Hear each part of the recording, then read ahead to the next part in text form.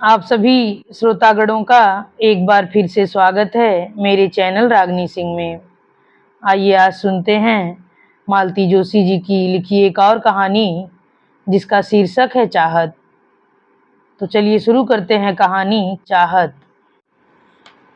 नहाकर निकली ही थी कि रतन ने आकर सूचना दी, श्रीवास्तव बाबू आए हैं। उन्हें तो आना ही था, कल मेमो जो दिया था, एक ही दिन में सारी हेकड़ी निकल गई। अपना विजय दर्प मन में दबाते हुए मैंने कहा, बैठने को बोलो, मैं तैयार हो रही हूँ। तब तक पानी वानी पिलाओ, अखबार दे आओ। सो तो बड़े साहब बैठे हैं उनके पास। अच्छा, कब से आए हैं? आप नहावे गई थी तबई से तो आए हैं। मैंने सिर पीट लिया। इसका मतलब है बाबूजी पिछले 15-20 मिनट से श्रीवास्तव से बतिया रहे हैं। इस बीच उसने तो उन्हें खूब मस्का लगा लिया होगा। अब मेरे बाहर जाते ही बाबूजी उसकी सिफारिश शुरू कर देंगे।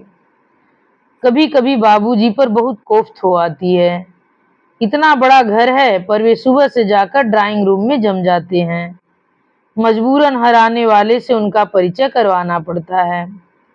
परिचय के बाद वे जो शुरू हो जाते हैं तो रुकने का नाम ही नहीं लेते। आने वाला बेचारा अपनी कुर्सी में कसमसाता रह जाता है, पर उसे अपनी बात कहने का मौका ही नहीं मिलता।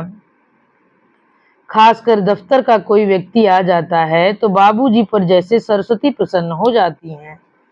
अपनी 35 साल बाबूगिरी के अनुभवों का निचोड़ हर किसी को परोसने में उन्हें बड़ा आनंद आता है। उनके सामने तो मैं अपने मातहतों को ठीक से डांट भी नहीं सकती। वे तुरंत उनका पक्ष लेकर कोई कानूनी नुक्ता समझाने लगते हैं। कभी कभी दिलीप की बात सच लगने लगती है। वह कहता है, आखिर रहे तो बाबू के बाबू ही ना। बच्चे अफसर हो गए हैं पर इनकी औकात नहीं बदली। बिल्कुल ठीक कहता है दिलीप, लेकिन सिर्फ इसकी वजह से मैं दिलीप की तरह बाबूजी को देश निकाला तो नहीं दे सकती। तैयार होकर मैं बाहर निकली तो सबसे पहले अम्मा की खोज की। वे अपने इष्ट देव की पूजा में तल्लीन थी। उनका ध्यान बटाते हुए मैंने कहा, अम्मा, बाहर दफ्तर के कुछ लोग आए हैं, बाबूजी को जरा अंदर बुला लो।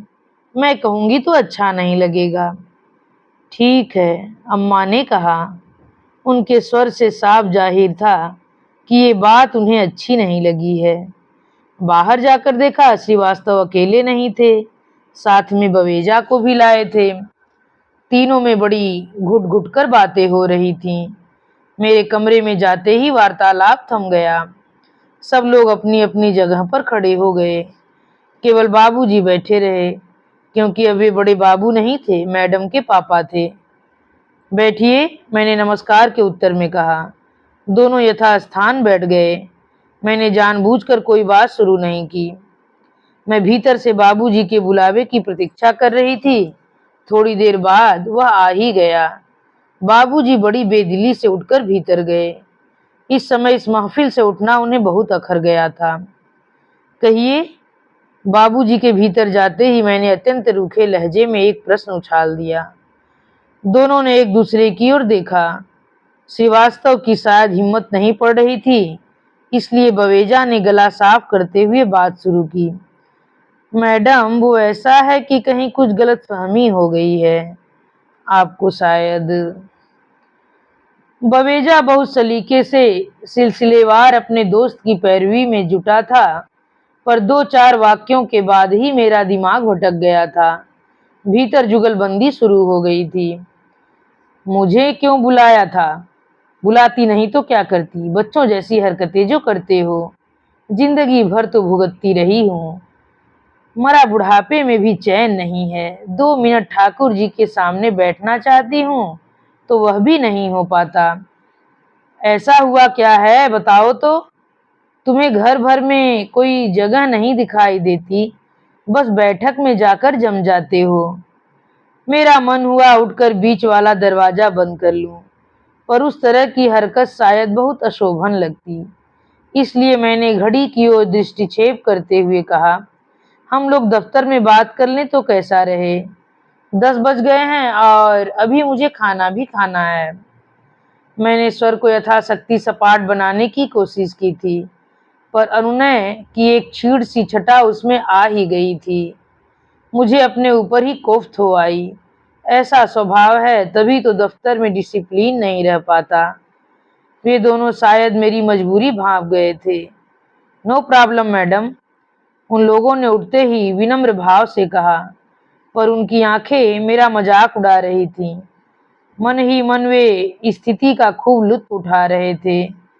मुझे मालूम था गेट के बाहर निकलते ही वे जोरदार कहकहा लगाएंगे। भीतर जंग भी जारी थी। अम्मा हमेशा की तरह बाबूजी को कोस रही थी। उनकी वजह से आज वे दर दर की भिखारी बनी हुई हैं।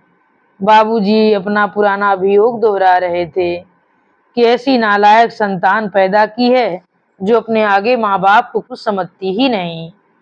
मन हुआ चीख कर कहूँ, प्लीज चुप हो जाइए। दिलीप होता तो शायद कह भी देता, पर मेरी हिम्मत नहीं पड़ी। वैसे भी मुझे देखकर वे लोग पल भर को चुप ही हो गए थे। आप लोग अभी खाना खाएंगे? मैंने एक बेकार सा सवाल पूछ लिया। बाबूजी ने तो इस प्रश्न का जवाब देने की भी जरूरत नहीं समझी, मुंह फेर कर बैठ गए।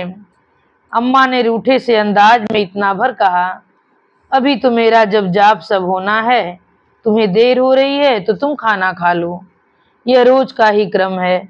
10 बजे खाना खाने की उनकी आदत नहीं है, पर पूछना जरूरी है। जिस दिन चूक हो जाती है शाम तक ताने सुनने पड़ते हैं। मैडम, खाना लगा दूं? पंडित ने विनम्र स्वर में पूछा। हाँ लगा दो। ये रतन कहाँ गायब हो गया? ड्राइवर आया था, शायद चाबी देने गया होगा। खूब जानती हूँ, चाबी देने का तो बहाना होता है, खास मकसद होता है ड्राइवर को घर की खबरें सुनाना। फिर ड्राइवर साहब नमक मिर्च लगाकर उन्हें दफ्तर में प्रचारित करते रहते हैं।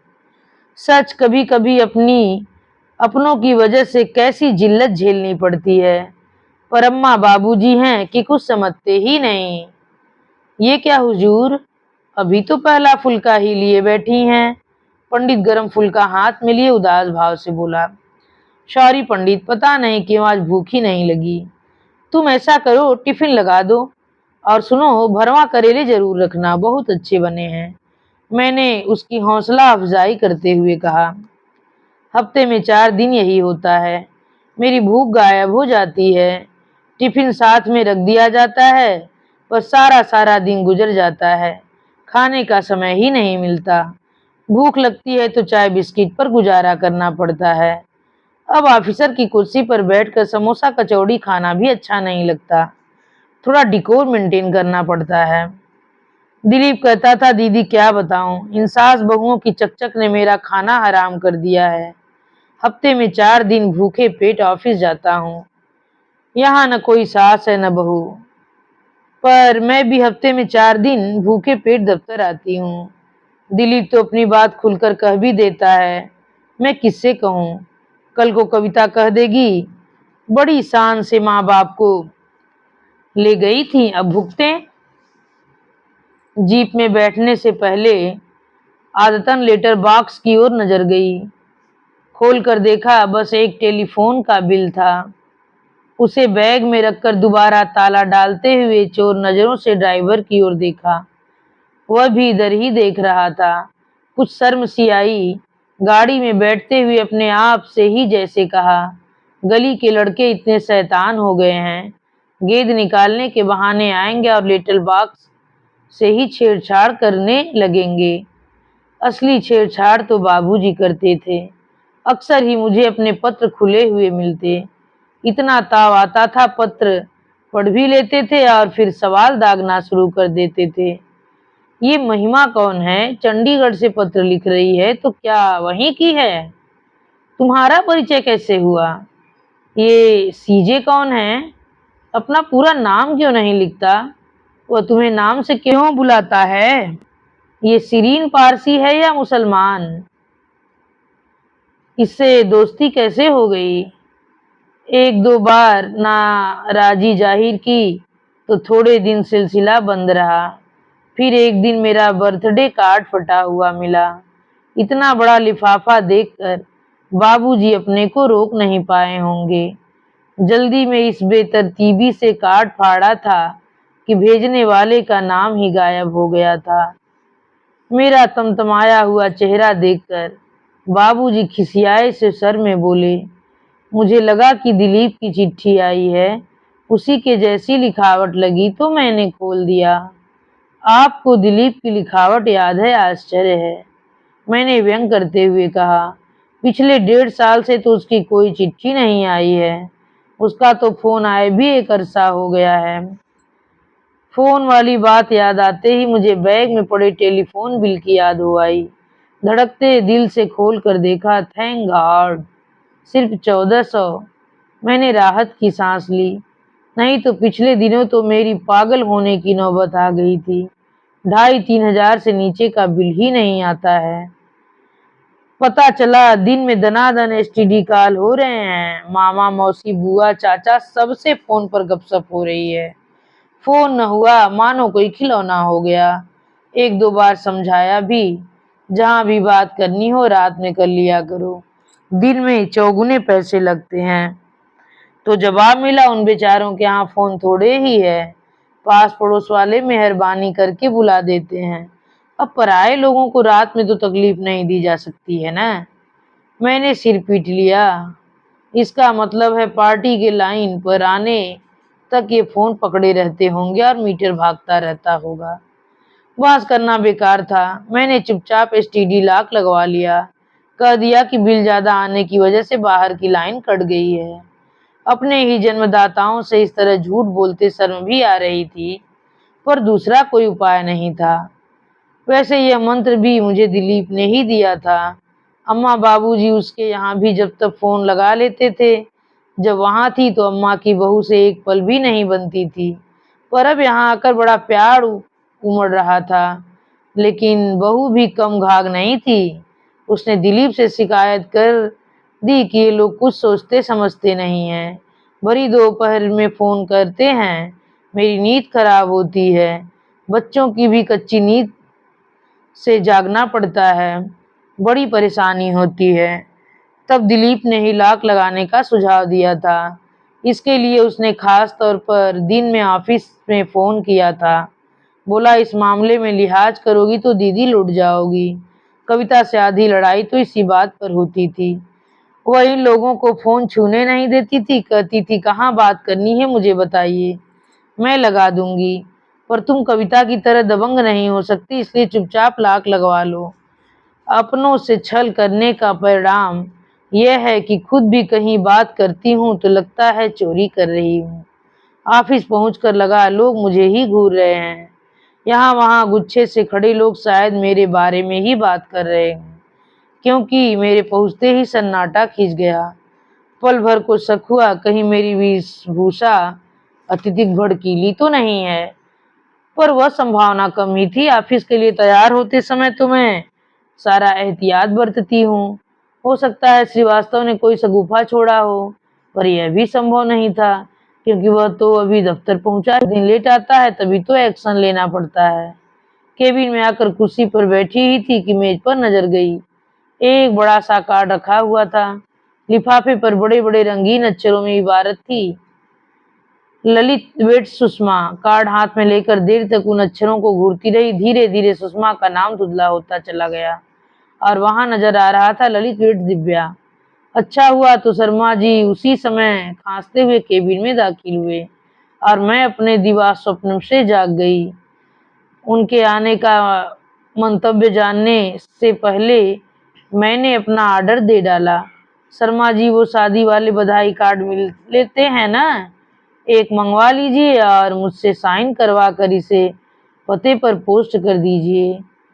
और सरसरी निगाह से भीतर वाला मजमून पढ़कर मैंने कार्ड शर्मा जी के हवाले कर दिया। तो अब समझ में आया लोग मुझे क्यों घूर रहे थे। जरूर यहाँ वाले कुछ लोग हमारे एपिसोड के बारे में जानते होंगे। ललित ने जानबूझकर कार्ड ऑफिस के पते पर पोस्ट किया होगा ताकि सब लोग जान लें और मजा लें। मैंने कार्ड सरसरी निगाह से ही पढ़ा था, पर दूल्हे के नाम के नीचे लिखा OSD फाइनेंस मेरी निगाहों से छूटा नहीं था। ललित का बस चलता तो अपना पे स्केल भी शादी के कार्ड में छपवा देता। बेचारे का यही कॉम्प्लेक्स तो हम दोनों के बीच दीवार बन गया था। यूं मैं उससे 2 साल बड़ी थी, मेरी क्वालिफिकेशन भी उससे ज्यादा थी, नौकरी में भी मैं उससे सीनियर थी, पर हम दोनों के बीच ये बातें कभी नहीं उठी। पर पता नहीं क्यों मेरा क्लास 1 बनना ही उसके गले नहीं उतर सका। उसने जैसे जिद ही पकड़ ली कि अगर मुझे सच्चे मन से प्यार करती हो तो प्रमोशन मत लो, पर प्रेम का ऐसा घटिया और सतही सबूत देने के लिए मैं राजी नहीं हुई। यह प्रमोशन मुझे अनायास ही नहीं मिल गया था, वह मेरी 12 वर्षों की तपस्या का प्रतिफल था। वह अरसे से अपेक्षित और प्रतीक्षित भी था, इसीलिए ललित की यह शर्त मैं मान नहीं सकी। अगर हम लोगों की शादी हो गई होती तो शायद मैं अपनी बात पर इस तरह अड़ी नहीं रहती। तब परिस्थितियां दूसरी होती, समस्याएं अलग होती। पिछले 6-7 वर्षों से हमारी शादी टलती आ रही थी, क्योंकि ललित को अपनी बहनों की शादी करनी थी। और अब जबकि सारी समस्याएं हल हो गई थीं, ललित ने यह शर्त रख दी थी। यह शर्त मुझे किसी हालत में मंजूर नहीं था। मैं अपनी वैवाहिक जिंदगी की शुरुआत किसी फ्रस्ट्रेशन के साथ नहीं करना चाहती थी। मैंने ललित से कहा, अगर तुम कहो तो मैं नौकरी छोड़ सकती हूँ, पर नौकरी करते हुए प्रमोशन नहीं ठुकरा सकती। इसके उत्तर में उसने जो कहा उसे सुनकर मैं सन्न रह गई। उसने कहा, तुम्हारी माँ ठीक ही कहती थी। क्या कहती थी? यही कि तुम एक नंबर की जिद्दी, नकचढ़ी और सेल्फ सेटर्ड लड़की हो। यह बात मेरी माँ ने कही है? हाँ, उन्होंने सेल्फ सेटर्ड शब्द न कहा हो, पर इसी से मिलता जुलता कोई जुमला कहा था। वे हमेशा कहती हैं कि दिव्या के सामने तुम बहुत सीधे पड़ जाते हो। मैं स्तब्ध होकर सुनती रह गई। मेरी अपनी माँ मेरे विषय में ऐसा विश्वमन कर सकती हैं, यह सपने में भी नहीं सोचा था। एक क्षण को तो विश्वास ही नहीं हुआ। यह सच है कि मेरी शादी की कल्पना से दोनों आतंकित थे। उन्हें लग रहा था कि अब पुनः बेटे के आश्रय में लौट जाना होगा या फिर ललित के घर में आश्रितों का सा जीवन बिताना होगा। तब मैंने ही ललित से कहा था कि वह अम्मा बाबूजी को थोड़ा आश्वस्त कर दे। ललित ने मेरी बात रख ली। वह मेरी गैरहाजिरी में भी अम्मा बाबूजी के पास बैठने लगा था। मैं ये देखकर खुश हो रही थी कि अम्मा की उससे अच्छी पटरी बैठ गई है। तब मुझे यह मालूम था कि अपने भविष्य का पुख्ता प्रबंध करने के लिए अम्मा कैसा प्रपंच रच रही हैं। सच है, स्वार्थ आदमी से क्या नहीं करा लेता। शायद यह ललित का स्वार्थ ही था जो इतने दिनों तक उसे मुझसे बांधे रहा। उसकी तीनों बहनों की शादी से मैंने घर की भावी वधू की भूमिका तन मन धन से निभाई थी। उस समय उसकी माँ भी मुझे सिर आंखों पर बिठाती थी, पर जब हमारे संबंधों में दरार पड़ने लगी तो उसे भरने का ललित की माँ ने जरा भी प्रयास नहीं किया। उस समय तक उनका भी स्वार्थ पूरा हो चुका था। ऑफिस से लौटने के बाद चाय पीते हुए मैंने वह कार्ड अम्मा की तरफ उछाल दिया। अम्मा ने कार्ड उलट पुलट कर देखा और पूछा, किसकी शादी है? तुम्हारे लाडले ललित की। अम्मा एकदम भड़क गईं। वह मेरा कहाँ से हो गया? वह तो तुम्हारी वजह से जरा सा मुंह लगा लिया था, तो क्या मेरा सगा हो गया? सगा तो अम्मा आजकल कोई किसी का नहीं होता। फिर ललित जैसे लोग तो किसी के सगे हो ही नहीं सकते। इस बीच बाबूजी बड़े ध्यान से कार्ड पढ़ रहे थे। बोले, लगता है अब तक वह भी क्लास 1 बन ही गया होगा। बिल्कुल बन गया होगा, उसकी जिद ही थी, उससे पहले शादी नहीं करेगा। बाबूजी कुछ कहने को हुए, फिर पता नहीं क्या सोचकर चुप हो गए। अरे, बुढ़ापे में अफसर हो गया तो कौन सा तीर मार लिया? अम्मा बोली, तू मन छोटा मत कर बबली। ईश्वर ने चाहा तो तुझे उससे भी अच्छा दूल्हा मिलेगा, जरूर मिलेगा। मैंने कहा, बुजुर्गों का खासकर तुम्हारा आशीर्वाद रहा तो क्यों नहीं मिलेगा। जरूर मिलेगा। क्या मतलब? मैंने मतलब समझाने की कोशिश नहीं की, हंसते हुए वहां से उड़ गई। दूसरों के सामने नाटक करना एकदम सरल होता है, पर अपने आप को छलना उतना ही मुश्किल होता है। मैं समझ रही थी कि ललित वाला अध्याय एकदम समाप्त हो गया है। अपने जीवन ग्रंथ से मैंने वे पृष्ठ फाड़ कर फेंक दिए हैं। पर यह मेरा निरा भ्रम था। वह घाव अब भी उतना ही हरा था। जरा सा कुरेदते ही टीस उठा। राख में दबे होने के बावजूद शोले बुझे नहीं थे। जरा सी हवा लगते ही धधक उठे। रोज की तरह रात 10 बजे मैं बिस्तर पर आ गई थी, पर आंखों में नींद का नाम नहीं था। कभी कभी जीवन में ऐसे क्षण आ जाते हैं जब सब कुछ निस्सार लगने लगता है। उस रात मन की ऐसी अवस्था थी, हताशा ने जैसे मन प्राणों को ग्रस लिया था। रात के कोई 11 बजे होंगे कि सन्नाटे को चीरते हुए टेलीफोन की घंटी बज उठी। पता नहीं क्या सोचकर मैंने पहले कमरे का दरवाजा बंद किया और फिर फोन उठाया। ऐसा क्यों किया मैंने? मुझे किसके फोन का इंतजार था? हेलो। मेरी आवाज कांप रही थी। उधर से दिलीप की आवाज आई।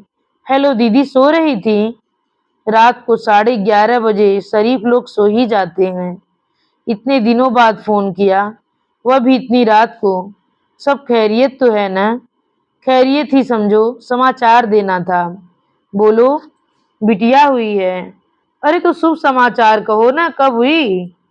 4 तारीख को। और तुम मुझे आज 4 दिन बाद खबर कर रहे हो?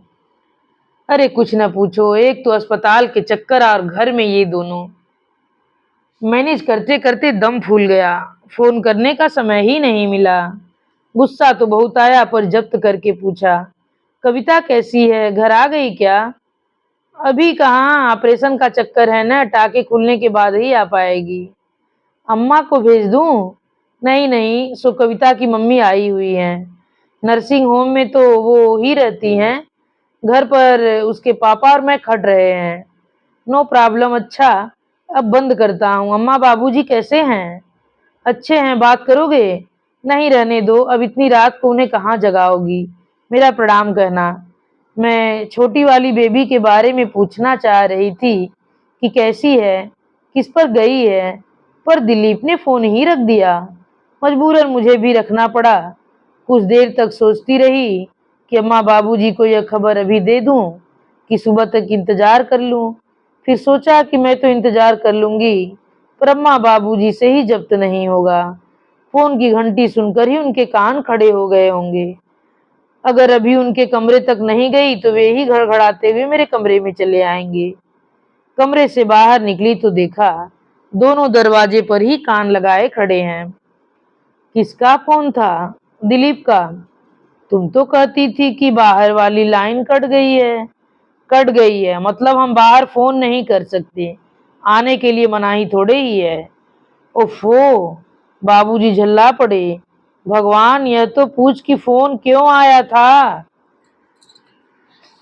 कविता के बिटिया हुई है? हे भगवान, फिर लड़की? बाबूजी के स्वर में निराशा साफ झलक रही थी। एक बेटा हो जाता। अम्मा बुदबुदाई। अरे कहाँ से हो जाता, बुजुर्गों की आत्मा कल पाओगे तो बेटियां ही होंगी। जितना कमाया है सब ढोकर ले जाएंगी। बस भी करो, बाप होकर बेटे को श्रापते हो। अरे उसका बेटा होगा तो वह तुम्हारा भी तो कुछ लगेगा। उसके सारे उसके सहारे तुम्हारा भी नाम चलेगा कि नहीं? सच, दिलीप ने बड़ी गलती की। एकदम से जचकी की ही खबर सुना दी।